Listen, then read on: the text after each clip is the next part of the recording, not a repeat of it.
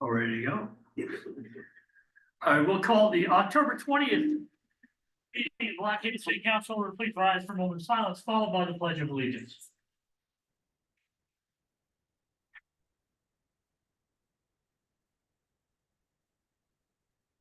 I pledge allegiance to the flag of the United States of America and to the republic for which it stands, one nation, under God, indivisible, with liberty and justice for all.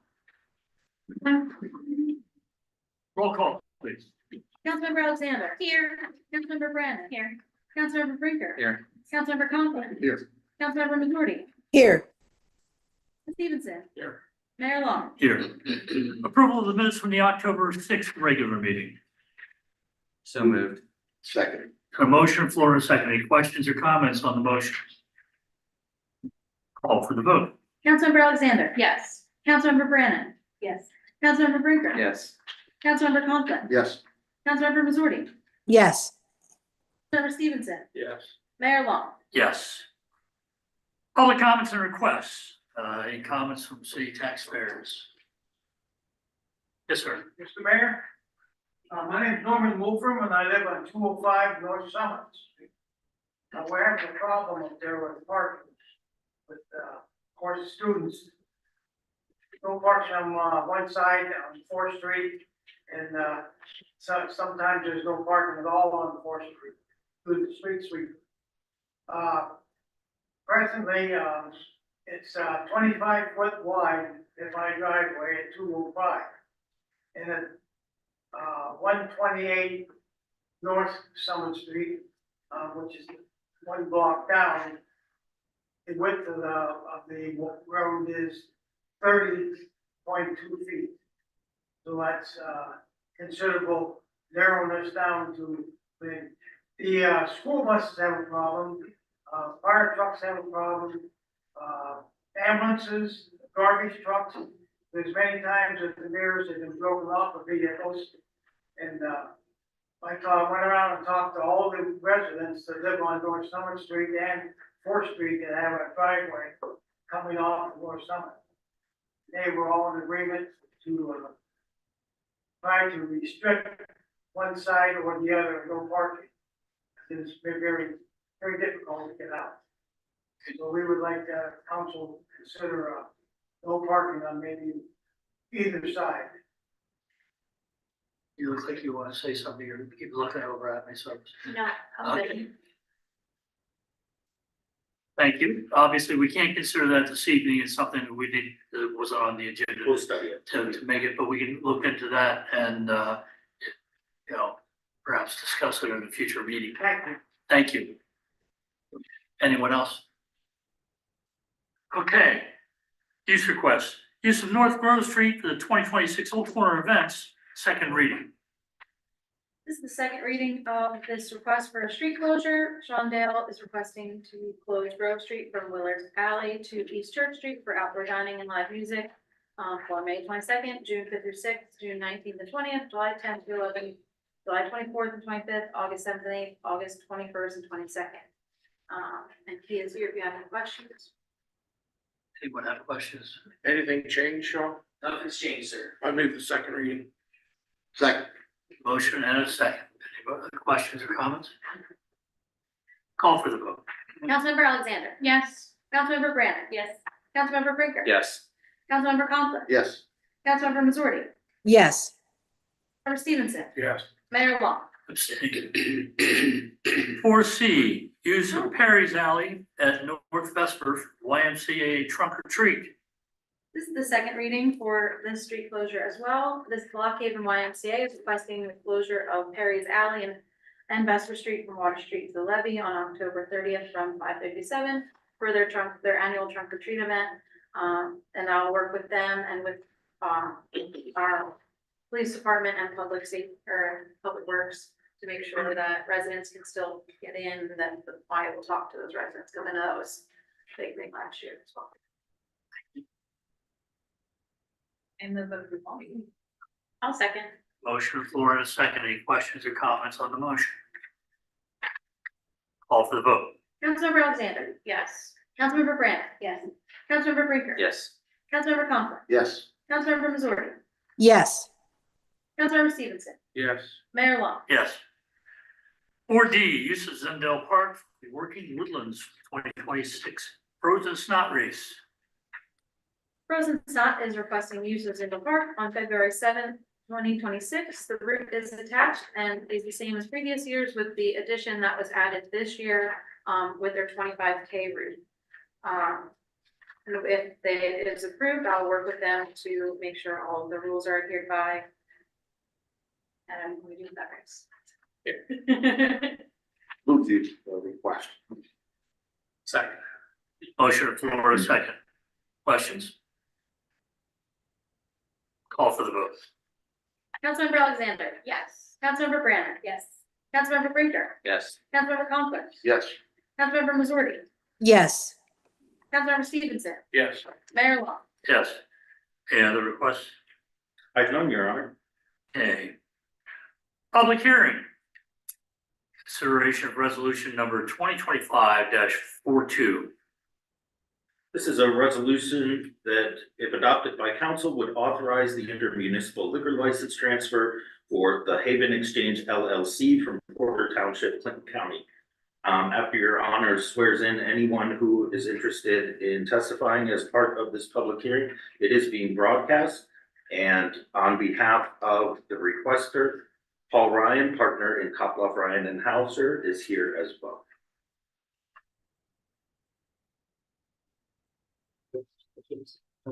You can stand up too. Please. Thank you. Do you swear to tell the truth, the whole truth, and nothing but the truth? Judge, you don't have a road warrant. Mr. Ryan, would you go ahead? Thank you. Good evening, council. Mr. Wilson, Mr. Mayor, my name is Paul Ryan. I'm an attorney here from Lock Haven. I'm here tonight with Parker Everett, who is the sole member of the Haven Exchange LLC. It's a Pennsylvania limited liability company. As Mr. Wilson indicated, we are here tonight seeking council's approval to transfer Pennsylvania liquor license number R20057 from Parker Everett Enterprises LLC to the Haven Exchange LLC. As a matter of housekeeping, I have pre-marked several exhibits for this evening. The first of which is the proof of publication from the Lock Haven Express indicating that tonight's public hearing is advertised in the Lock Haven Express, which is a newspaper of general circulation in the county on October the 11th, 2025. Mr. Wilson, you're going to take possession of that. Thank you, sir. Thank you. And then I do have several exhibits to pass out to the council that might aid in the information we're going to present tonight.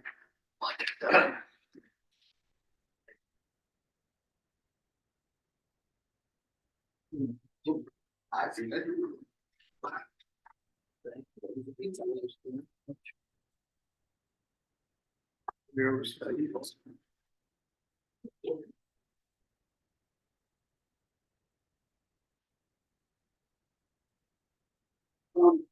So at this point, I would call Parker Everett as a Mr. Everett, could you tell us the full name, please? Parker Rich Everett, And what's your address, Mr. Everett? 31 Arch Street, Lock Haven, Pennsylvania. And Parker, can you tell us what your relationship is to Everett Properties Management LLC?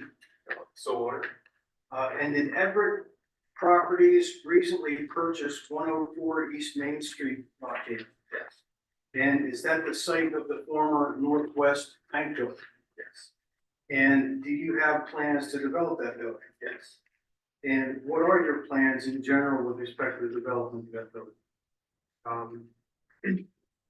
Well, what type of business are you? Oh, okay, it's gonna be a restaurant venue. And can you tell council a little bit about what your business plan is all about? All right, so, it's a little bit of a new concept to Lock Haven.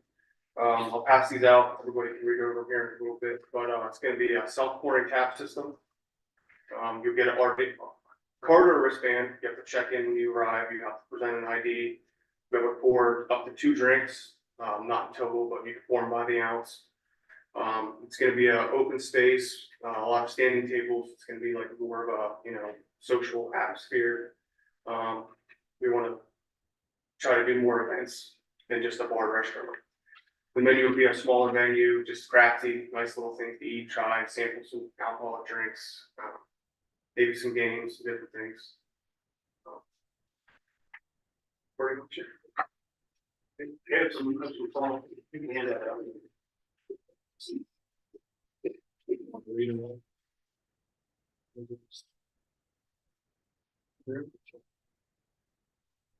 Mr. Ryan, could I mark this as an exhibit? I don't think it needs to be an exhibit, no. We can pass. Yeah. So you don't fall. Okay, so I do have some questions for you here, Porter. And you indicate that, well, let's talk about this first. I presented council with several exhibits, the first of which is exhibit number 2. Can you take a look at that and essentially summarize for council exactly what the layout of the premises is going to be? Okay, if you look in the middle here on exhibit 2, that's going to be the main first floor venue space. I don't know if anybody's been in the back, but we'll open up a little bit of space for seating. The tap system will be placed over where the teller station was at. It'll be an open space, tables. We're gonna take the vault and open that up a little bit, put some vault seating in there, but it's just gonna be a pretty open floor plan.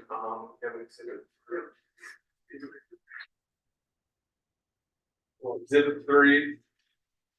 It won't look exactly like that, but that'll be the concept. It'll be an open floor plan, standing tables. And Well, just so council understands, exhibit 3, that's actually 2 photos, is that correct? correct, The bottom photo is the serving, proposed, what the serving area will look like? correct. And the top area, what's that? Top area is the self-pouring tap system. The RDFI cards or the wristbands, you'll be able to scan them and pour 1 ounce, 2 ounces, 3 ounces. You can sample them all if you like. It cuts you off, there's a limit there. You have to check back in, just like any bartenders, you monitor the alcohol consumption. So as far as this, your plan, your system is gonna work, have you seen this work in other locations in the state? Not in the state. But you've seen this work in other locations? Yes. And so when the person comes in the door, will they be met by a greeter? Correct. And will that person then card every person that comes through the door? Yes. And that's to ensure that they're over the age of 21? Yes. And then you indicate that it'll be given an RFID, what's that? It's just a SIM card of some sort where you magnet, you touch, there'll be a scanner on each tap system. And they are charged for this card, is that correct? Or the drinks that are put on the card?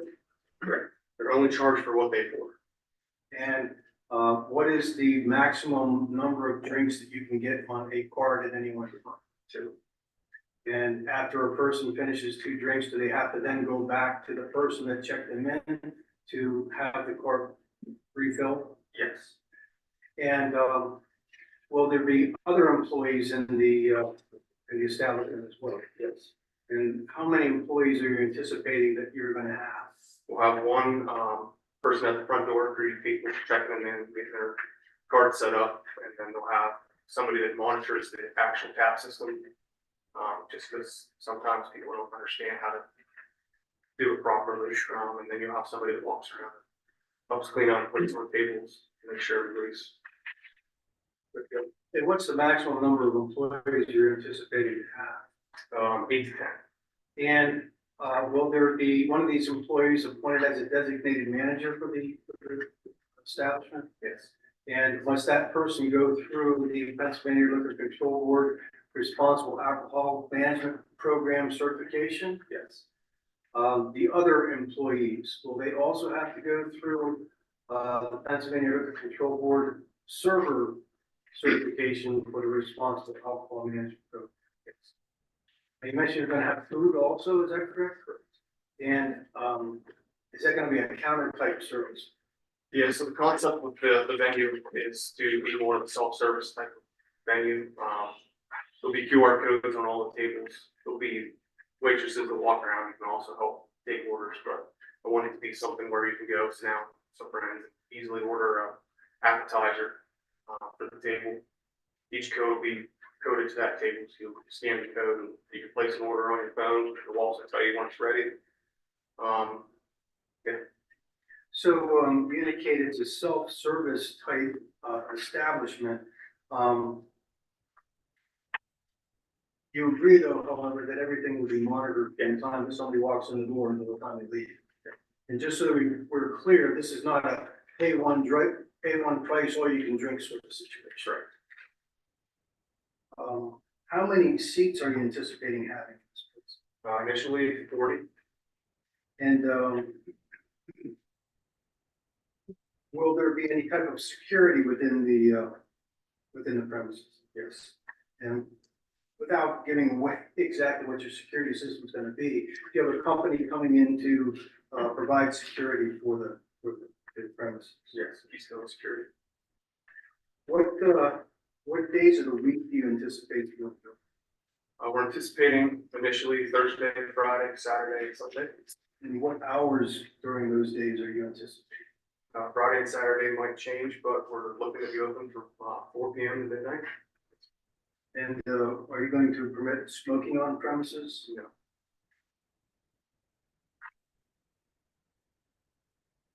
Now, obviously, if you are permitted to move the license into Clinton County, you're gonna need to have the license to carry out your plan, correct? Correct. So do you have access to a restaurant liquor license now? Yes. And, who is the owner of that restaurant liquor license now? Parker Everett Enterprise. And what's your relationship with Parker Everett Enterprises LLC? Sole owner. And is that license number R20057? Correct. Now, the applicant tonight is listed as the Haven Exchange LLC. What's your relationship with the Haven Exchange? The owner, sole owner. And is it the Haven Exchange that's actually going to be the owner of the license? Correct.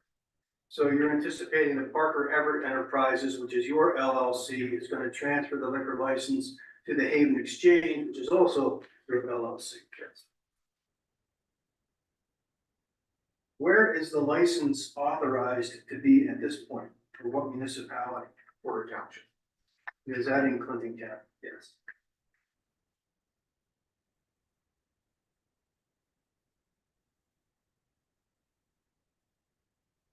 And is it your desire to have council approve having that license transferred from Porter Township, Clinton County to Lock Haven, Clinton County? Yes. You are aware, however, that even if council were to approve your request, that you must still go through the Pennsylvania Liquor Control Board to allow that transfer to take place. Yes. And you're also aware that if the transfer is approved, you'll still be required to comply with all local, state, and federal laws, rules, and regulations, including the regulations of the Pennsylvania Liquor Control Board? Yes.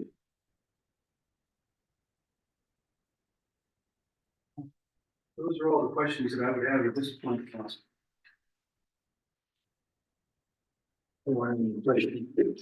Yeah, I have a comment, welcome to town if we approve it, but this is sort of exciting, it's something new. Yeah. And bring people downtown in those hours. I guess we're just gonna work on transferring the license, but I have a question about where are you gonna prep the food at? I'm trying to look at It's right in this. the Yeah. front. Yeah, the front of. There's a little kitchen right in the front. Yeah. I had the same Oh, I question. and see you it now.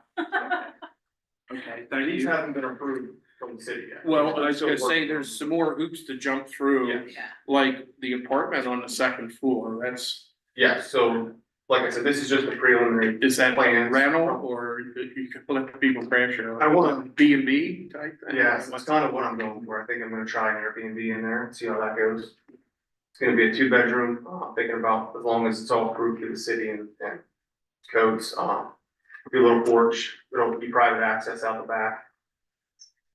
Yeah, I can see a deck. Yep, and then there's also, which I'm not at this point really sure exactly what that'll be entirely, but the game room. That'll be closed off completely from the upstairs office area, which is what we're converting for that apartment. So it'll be an upstairs game room. And that game room will be located in the loft on the second floor. Correct. Yeah, And the apartment, I'm sorry, will that be completely separate and apart from the licensed premises? Correct. And that's a PLCB requirement, is that correct? Yes. I'm sorry, I didn't mean. That's okay, is the game room gonna be like billiards or skill games, or do you know I yet? don't know. I wanna have actual games, not just skill machines. So I'll figure So I, just as a side comment, I moved to Pennsylvania from Idaho, and one of my favorite places to go in Boise was a place called Lodovino, and they use RFID cards, and you get wine. They had a great mimosa brunch on Sundays, just as a idea. But it was, There will be wine. yes, great. It was an excellent venue in Boise. There were always people there. It was such a fun time. Easy to go to, so I'm excited for it to come down. So in exhibit 3, the top picture, that's to the right as you go in the bank where the tellers used to be. correct. The bank for a long time. Take that money. No, actually, mine were answered, thank you. But I would reiterate what Councilman Stevenson said. I welcome and I hope this goes well. I hope this comes out up sooner rather than later. So best of luck. Anyone else? So we can take a motion at this point. Do I have a motion? Go ahead. I'll move resolution 2025-42. And I will second. Motion floor, second. Questions or comments on the motion? Call for the vote. Councilmember Alexander. Yes. Councilmember Brandon. Yes. Councilmember Brinkler. Yes. Councilmember Conklin. Yes. Councilmember Missouri. yes, Councilmember Stevenson. Yes. Mayor Long. Absolutely. Thank you. Thank you for. Thank you, folks. Hey, good luck.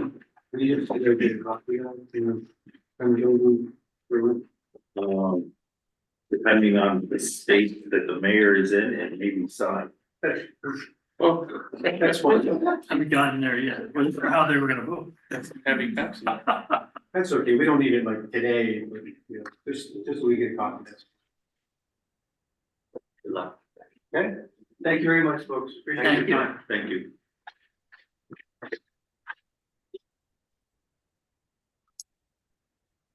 Good. So we'll move on to unfinished business.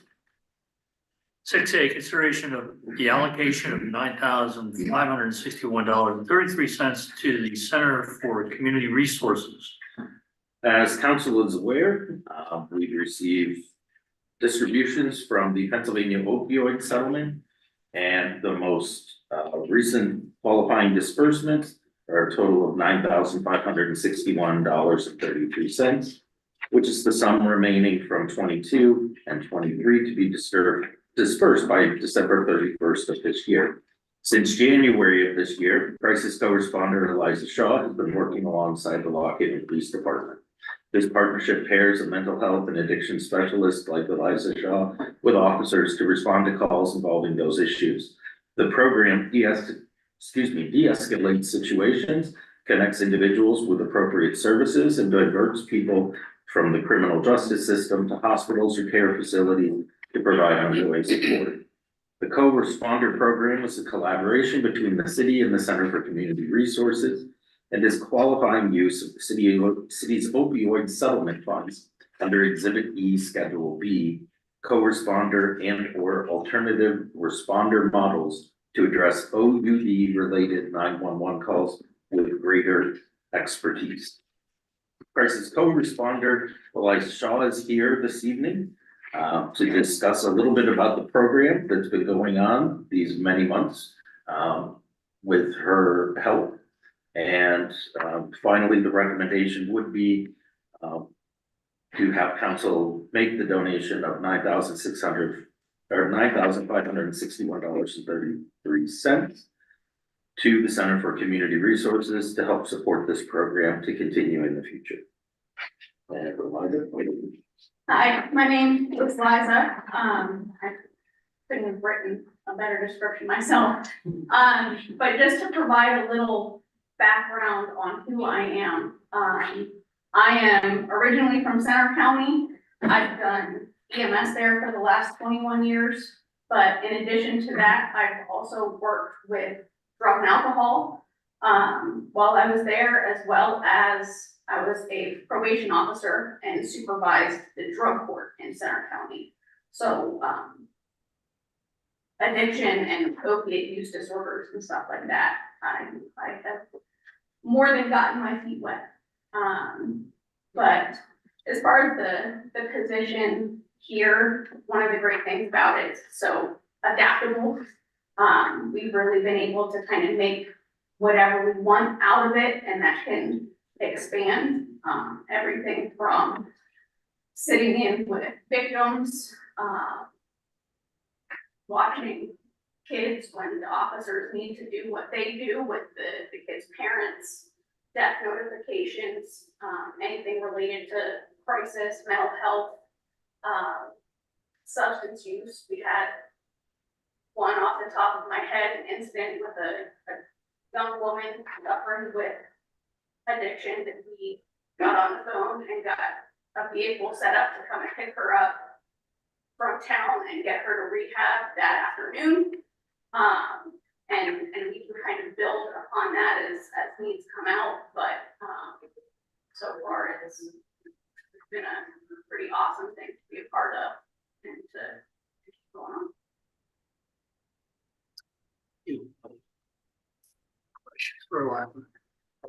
It's not really even a question, it's just some positive feedback. I talk about this program all the time with residents in our city, and if they don't already know about it, and usually they will tell me they know about it because they saw you responding to a call, and they'll be like, oh yeah, I saw her at a call, they were helping in this situation. I was like, I'm so glad that that is happening, but everyone I speak with about it is so excited that our town is able to offer this.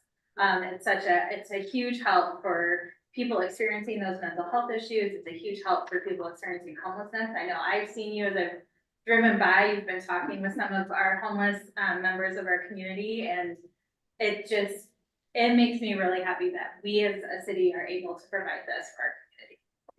It's a pretty great thing, and I'm excited to not just be a part of it myself, but to see it out there, because from what I've seen in my background, it's a needed thing and it's a beneficial thing, and they just keep growing and expanding and doing more and learning.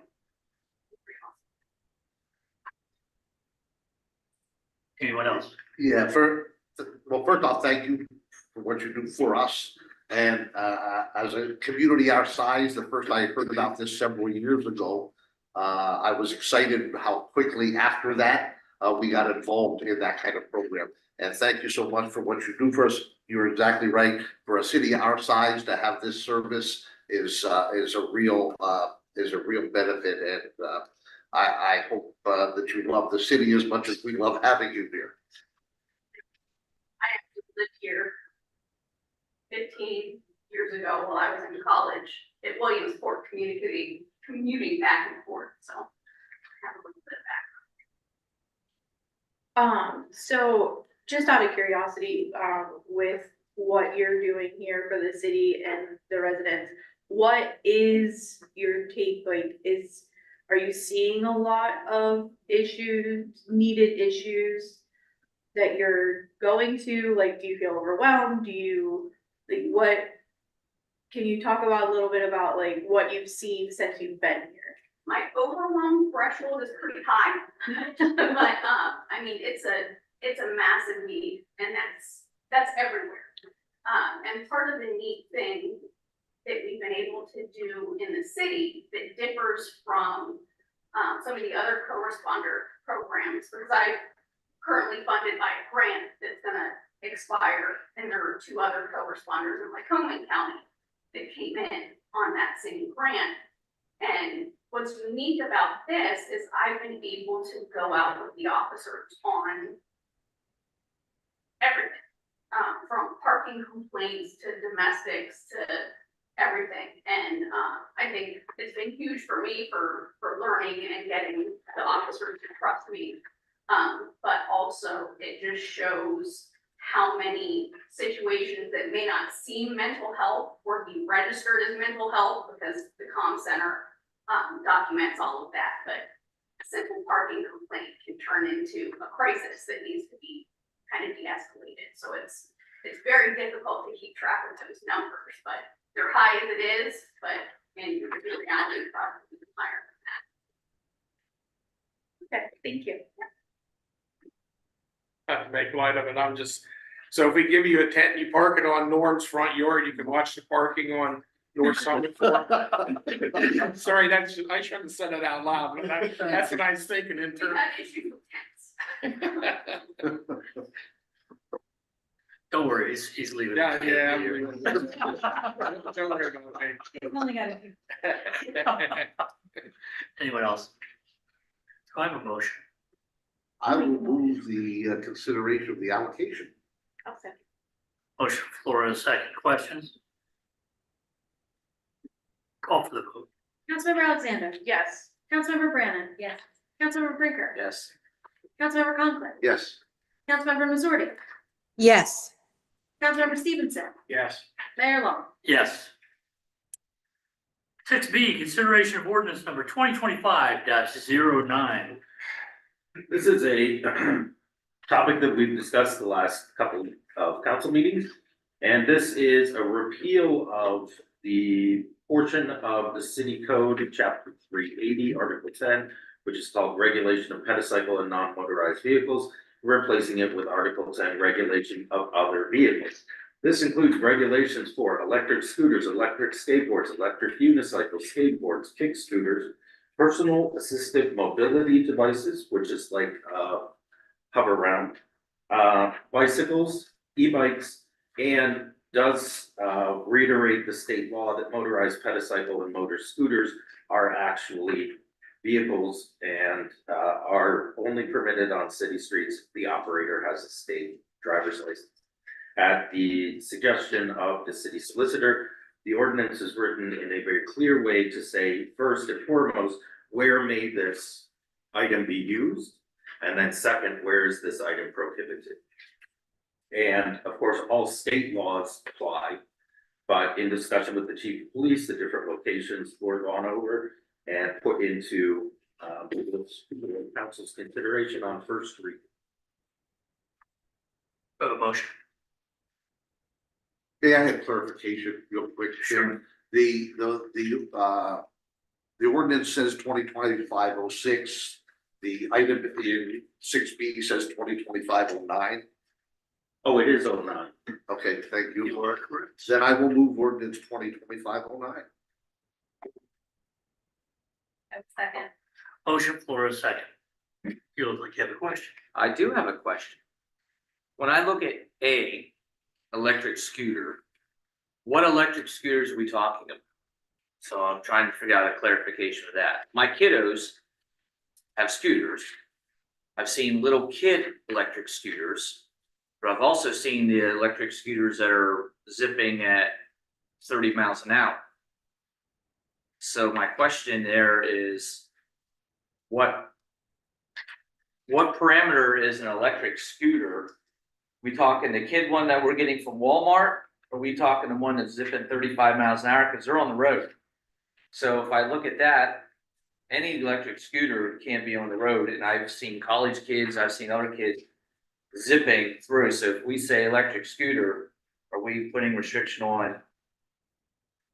Joe, if you look at this page, which is I the see. PennDOT page that's included, this is actually from the Pennsylvania Department of Transportation.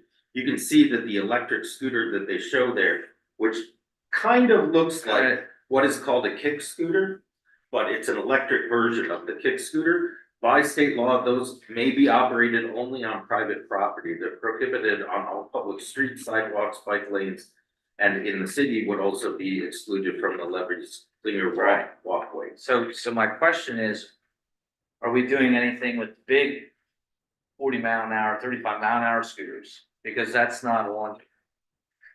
If I read this right, because I see electric scooters and I see all the other ones, but that's my question there. But it's prohibiting them from being anywhere other than on private. You see what I'm saying? Right, So if you're zipping down Water Street on an electric scooter at 40 mile an hour, that's prohibited. that's what I'm saying, but I know that we've got scooters in town that. So we're telling everybody, there's no more scooters, electric scooters is what we're saying then. Actually, the Commonwealth of Pennsylvania has told them that. That's Okay. state law. On the So, streets, not. so everybody in here need, not saying on the council, but I'm just saying everybody that's zipping around them needs to. Stop doing that. Yeah. Yeah. Cause I didn't know On that, private did you all property. know that, like, I didn't, I did not know that up until recently. but I mean, the fine is just $50. It's a lot. Why would we just do that? So, I mean, Depending on the person, it may not be a deterrent. yeah, like, Now it does go in G, it goes in and talks about motor scooters, so those I'm That's assuming are. Yes, motor Those are scooter, like what you have a motor. Yes. I have scooter. a a Vespa type. Right. Yeah, I do. okay. It So just that's doesn't, Be registered, totally licensed, different. and insured. Yeah. it just doesn't differentiate into the size of the electric scooter. Right. It encompasses all of them. So it doesn't matter what horsepower or electric. Thing it is. To the number two, right, yes, Public needs to know. sidewalk should be plural. We're breaking down here, ladies. Go ahead, Steve, you were saying I something. was just a point of interest for, right. Right, I think Prohibited it on covers city it for all of us. sidewalks, plural. G2, Okay. Prohibited on city sidewalks in the central business district? no, to G, go to G, Oh, okay, prohibited on all city sidewalks. just make it plural instead of Yes. singular, Okay, sorry. That's okay, I thought it was important for all of us, because, you know, they were having their own little conversation over there. and Yeah, not just the one cycle. no, not just one. all Yeah. But it also says that a kid can ride a sidewalk in front of his bicycle in front of his house and maybe his neighbors in the neighborhood area, then that's okay. So, you're not above giving warnings, like you said before, right? Before we go do the violation type thing, so that we'll phase it in somehow to. Cause before I came in tonight, one was coming up the sidewalk here in front of the bank, head to look towards the monument. I've been monitoring the officers daily reports as well. There's been numerous. They ride right on their feet like a scooter. Yeah. Verbally. So when you get 2, 3, multiple, they're gonna, Then we'll step. yeah. Give everybody a chance. Okay, so, oh, I have a motion. I We have a question on D. Yes, we do. Conklin and Brandon. Thank you, I forgot to mark that, appreciate it. Go ahead, you had something else. I have a question on D2, on the personal assisted mobility devices, having them be prohibited on the levy concerns me, just since those are used by people that cannot walk or use other, typically, or use other forms of assisted technology, so I know I have seen electric wheelchairs up on the levee for like concerts or other events. Is that going to be a problem if we put this in the ordinance? So the only death that we have had on the levee is from somebody using a personal mobility device on the levee itself and falling into the riprap. I would say, it would be up to council, but when you have people go up to the concerts, if they're staying in the general concert area, that same kind of risk does not exist. There's fencing there as well, I mean, it's rarely up at that area. Once you go beyond into one of the riprap areas, that's Okay. where that actual danger comes into play. Okay. I mean, I think you mentioned before, and correct me, Greg, that And part of the issue is there isn't fencing to keep them from going over the edge down over the, Right. whereas Yeah. where the amphitheater is, there's railings.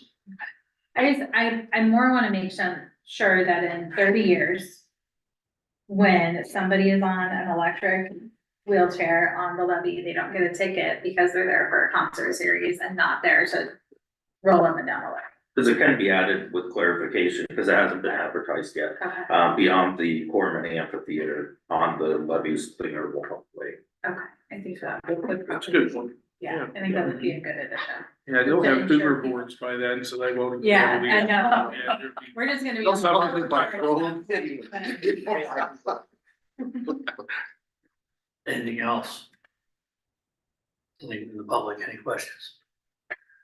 Yeah, Awesome. Mike Claus on Belmont Avenue. I had a question on that too, but, pertaining to the wheelchairs. You can take a baby stroller up on the levee, if you're pushing it, it's not powered, obviously. Why should that be different for, somebody rather than taking their child up, taking their grandparent up, if they're in control of it, it's not motorized? This doesn't have to do with anything beyond motorized. This is personal assistive mobility devices, wheelchairs and electric powered devices like segways and scooters. So it is electric in their So use. it's saying wheelchairs, so that's unpowered wheelchairs would be prohibited from, No, it's the electric powered, and only electric, right? okay. I misunderstood that. Okay, Mr. Adambaum, you, Yeah, Tristan Avenbaum, Washington Street.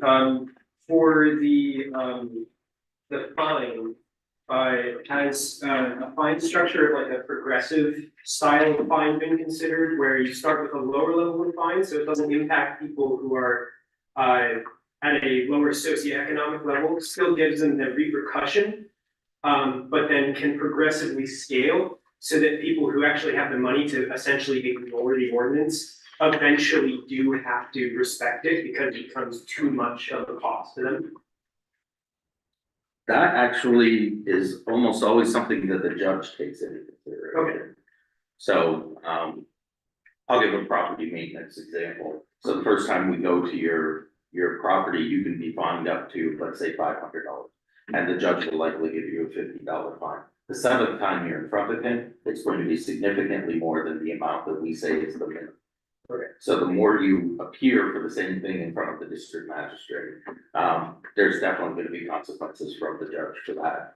Because it turns from ignoring a city ordinance or city rule to ignoring the direction of the judge.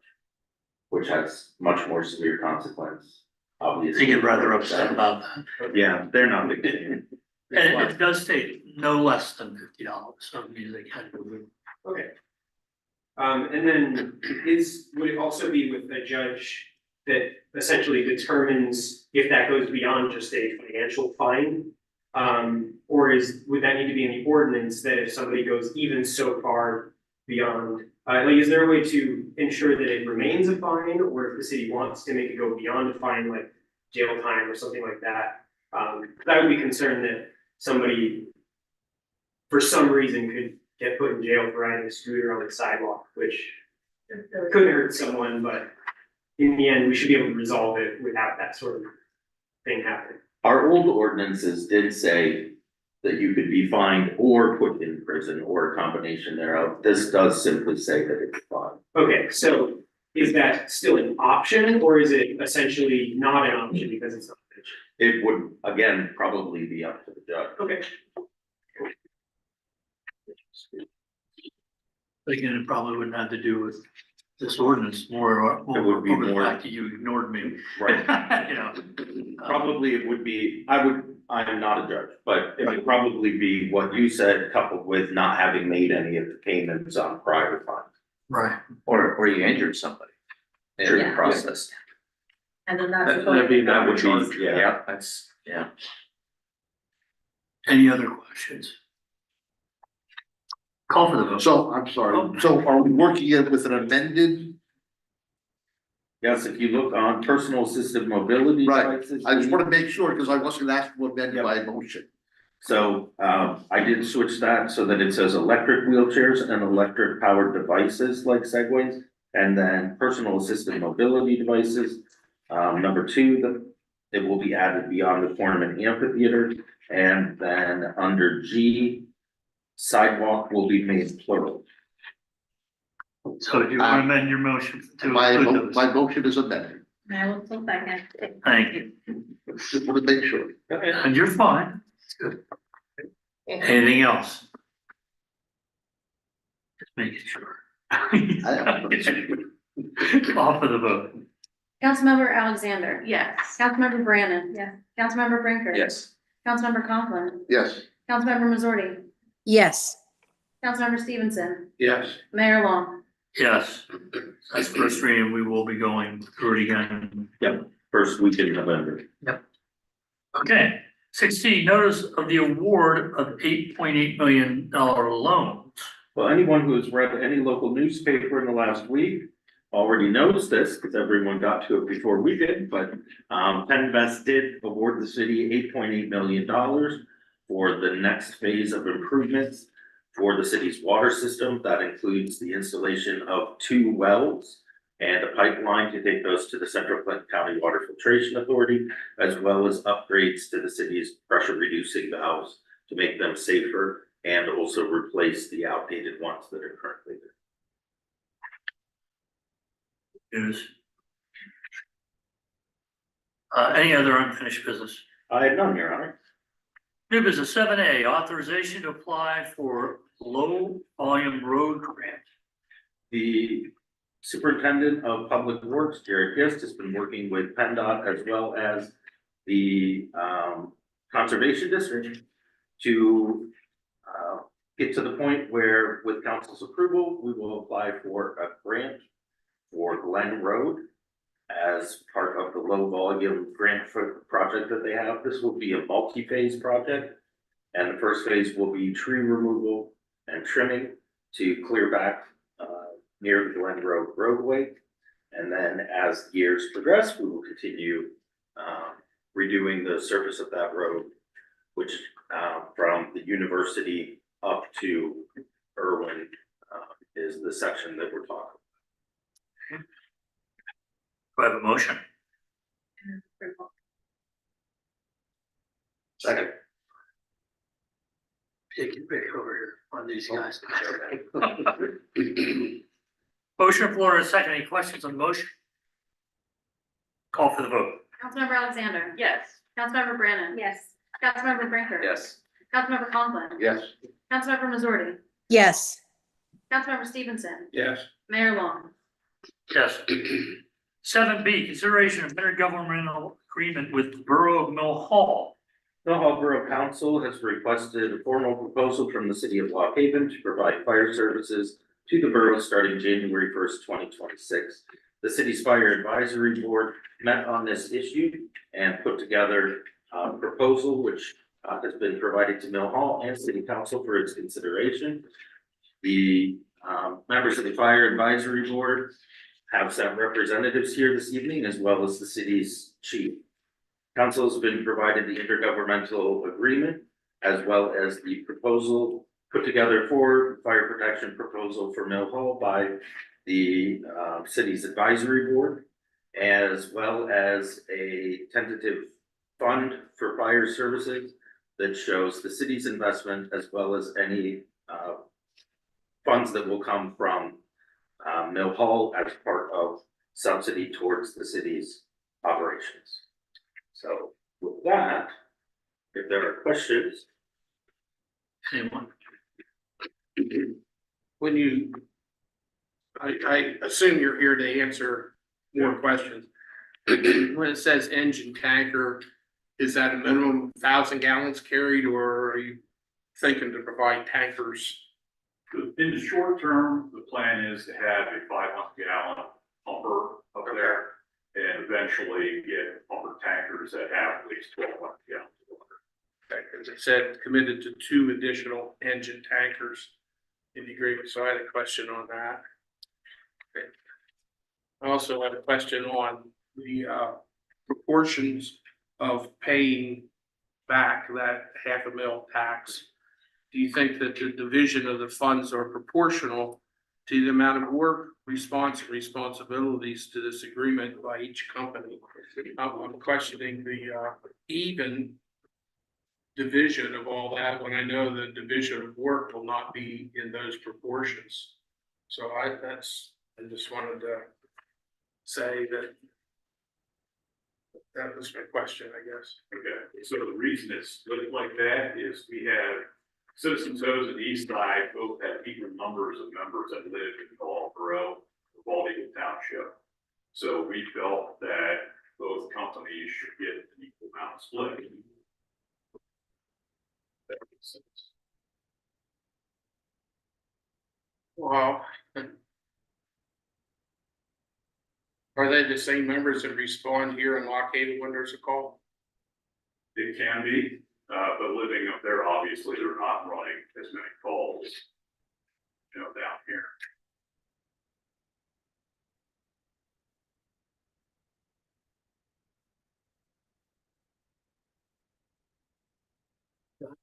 Well, not really. No, For the sake of not being, I think you'd have a lot of. not the sake of being argumentative, I just don't think the proportion of work or responsibility or responses even to the funding.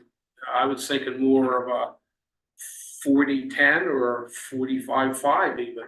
Mr. Mayor, Yes, sir. the Fire Advisory Board is made up of members from both companies. And the Fire Advisory Board made this recommendation to the borough and to council, and both organizations were in agreement that that was a fair split and a fair division of labor and a fair division of money. And you're exactly right, it is a recommendation, and it's ultimately our responsibility to decide what proportion that it is, and if we do accept or not accept the agreement. Any other questions? Well, I kind of am curious now to know why you feel that it's not fair. What is your, well, take the average response just to calls in Lock Haven for manpower. And it's, and you have reports, so you see the statistics.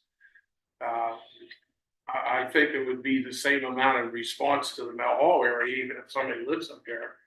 I just think that if you get 10 or 15 from citizens, you'll get 2 or 3 from each side. And so that's why I said proportional amount of work for all the med calls, who's gonna show up, who's gonna show up for lift assist, who's gonna show up for the motor vehicle accidents or structure fires. We know one of our trucks are gone no matter what anyway. But most of the time it's driver only, or driver with 1, sometimes they'll get 2. And so if that's the response here in the city, that's what they can assume that it'll be the response up there too. If they get it more, that would be better. More would be better. So the only way to try it is to try it and see how it is and then adjust those proportions later on, possibly after a trial period. Because you have a year to decide whether you're going to continue or not, if you want to pull out of it, or if Mel Hall finally gets their training and comes back online somehow with Mel Hall Borough. Even though it's a 3-year agreement, they have a year's grace to pull out. So if my statistics are off, I'm sorry, but if you want to provide more than what I happen to maybe say, then that's okay too. So I don't mind a trial period, but I just think proportional responsibilities and manpower and work is equal to the pay. Heather, you got the floor, you have other questions? I'm just trying to understand it. Do you have anything first to say? I mean, do you think he was pretty accurate? What do you? I do not. Okay, that's why we're here. I want to I understand. disagree with his analogy that the citizens are providing more manpower than we are. I think our manpower is sometimes equivalent, sometimes is not. Sometimes we have more than they do. It varies depending on the call time of day and the circumstance. And obviously, when you guys are talking about manpower, this is the volunteers that come to support the calls, correct? Yeah. Okay, all right, and then, and I know Mill Hall isn't here to talk about their share of it, but this is all coming around because Mill Hall does not have the manpower to sustain their fire hall. Is that my understanding? They don't have the certification. They don't have the certification.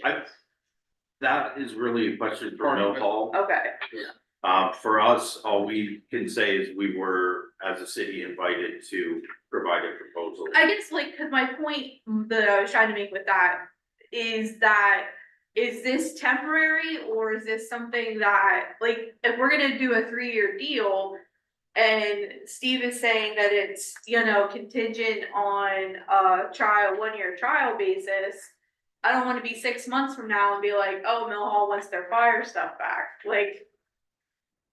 We're not actually getting any of their fire.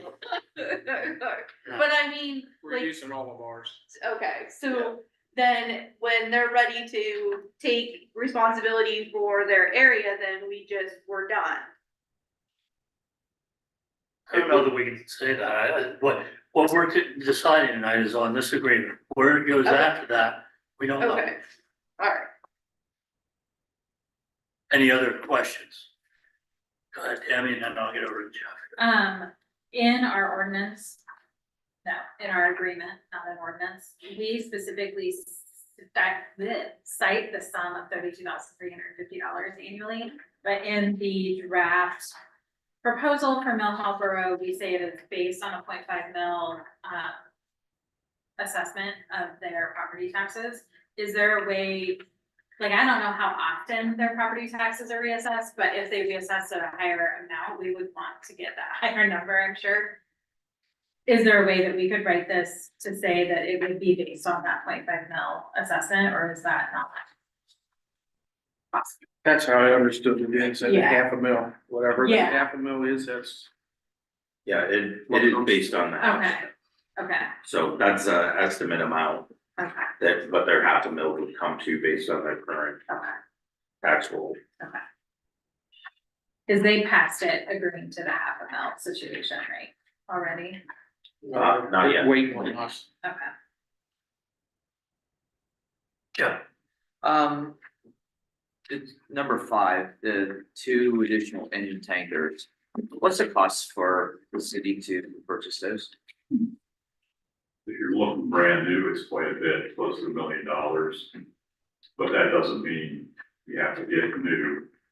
I mean, Okay, it's a so, loaded question, it's. well, so but if we commit to, we're gonna get 2 additional tankers, what is the thought process coming to us? Are we looking to buy 2 of them at $2 million total, or are we looking at $500,000? Cause here's what I'm saying, if we're only doing it for 2-3 years, that is a big investment for the city to say, hey, we're gonna do this, and then after 2-3 years, Mill Hall says, we got our numbers up, cause I know they got 2 tankers and an engine, am I correct? Can we lease and borrow theirs for the 3-year process? Yeah, Them. they own theirs. Correct. That's it. So Borough doesn't. That's why I the question, borough doesn't own it, The fire. the fire company owns them. that's why I questioned, Yeah. chief about engine tanker, but if we're supplying an engine plus one that respawns, that is 2. So we're So not it's not a purchasing tanker anything tanker. new. It's not a tanker, it's a engine tanker, right? It's But when I it's an see, engine with a tank on it. okay, when I see 2 additional engine tankers, is that something we do not currently own? Correct. Okay, so we're gonna have to go purchase that to make this agreement. Not So- necessarily purchase. I mean, by grants, we could swindle someone, I don't know.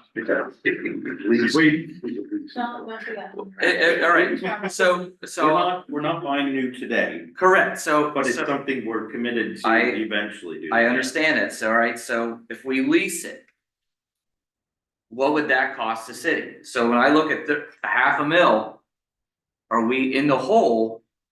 Are we ahead of the game with that? So if we're purchasing tankers.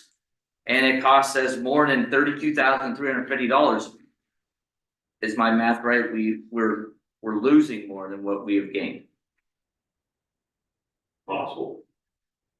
The maximum you could actually pay. If you were to take out a loan, let's say. we purchase it would be the income that we're receiving in revenue as a city. There's nothing to preclude either company or the city's fire relief organization from making that purchase. So the city receives fire relief funds. Those funds can be used for equipment. You will now be seeing the funds from Mill Hall go into the city's fire relief. The city itself doesn't have any hands in that, the companies themselves do. And so that is able to be used towards purchases as well. But that's up to the fire relief company. So there are ways that that purchase could be made, in essence, with no city money beyond the money that's coming in from Mill Hall and Bald Eagle if it eventually might be multiple. But we don't know today that it will. Chief, But you have a finite amount of money to actually spend. Chief, who proposed that we provide them engine tankers? Why don't we just say we'll provide them service with covering them with fire engines? Tankers, they do have a rural area, but that's what mutual aid's for too. You have, Lamar and Sloda and Beach Creek have tankers. Because part of that is on hydrogen, so you need to have, I believe it's 3,500 gallons on scene. So that's where that engine tanker's coming. Would that be on the initial dispatch then? Yes. To send them in, but by us providing everybody owns a tanker, it's a duplication of services again. It's like everybody, why did we all don't own a ladder truck? So that I would rely on mutual aid to bring that tanker on initial response instead of us as a city providing tankers out of our, whether we borrow it or lease them or whatever we do with them. Right, but We're providing engines, right? road mileage also comes into play there. So it's not like, you can have Renova on your first alarm box and that counts. So there's road mileage that goes into that calculation also. Yeah, and I don't know what the calculation is, but Lamar's pretty close. Beach Creek's a few miles up, but Salona. Okay. I'm just trying to not tie us into having to buy 2 additional vehicle tankers, engine tankers. Since we're providing, the agreement's to provide them fire protection.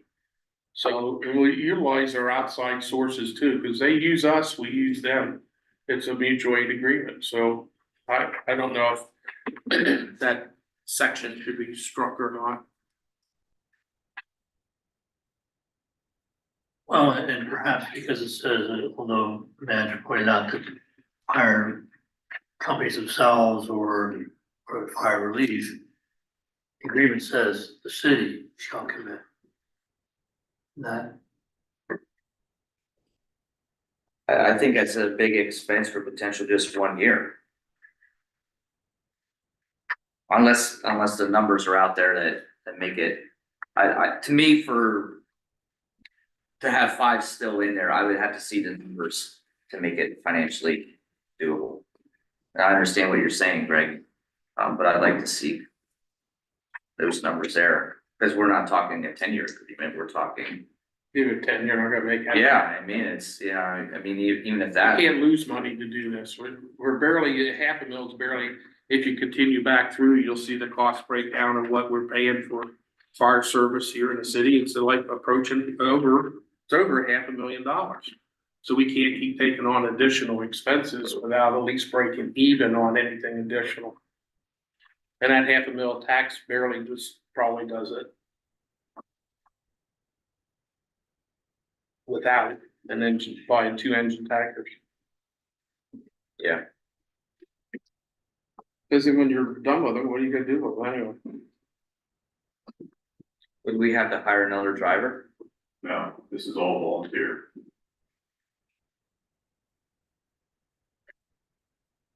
does anyone want to make any motion? Anybody want to make a motion with this or make a motion with an amended version of this in?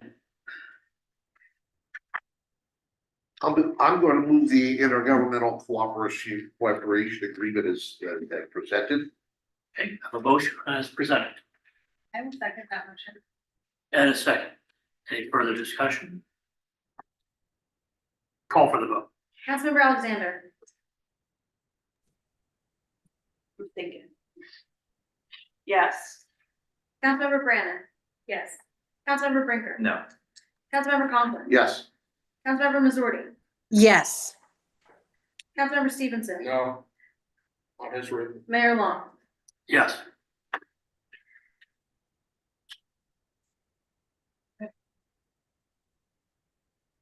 Passes. 7C update on excavation patching and Cassidy Township.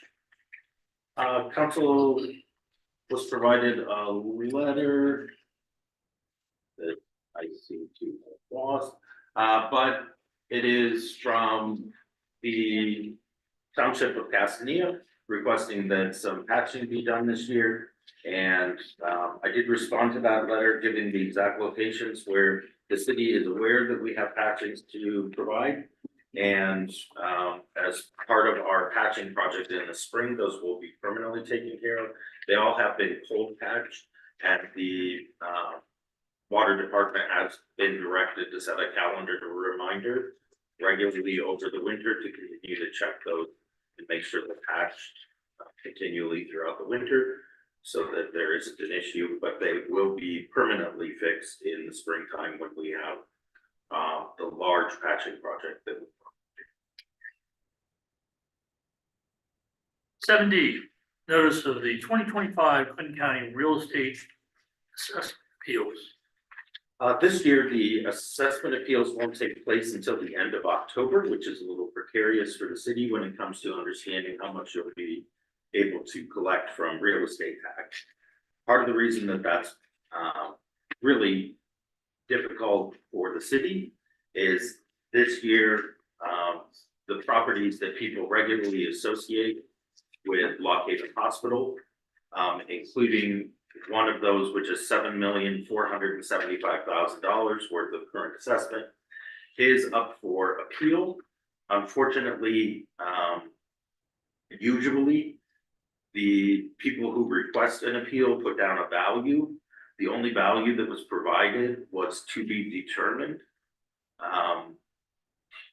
You take Lock Haven Savings and Loan is on this list, for example. A couple of years ago, they actually provided an appraisal as justification for the reduction in that. So it's a real question mark, I guess, for one of the largest taxable properties in the city, how much that will be. So we won't know that until early to perhaps even mid-November, how much the actual real estate assessed value will be to determine next year's tax.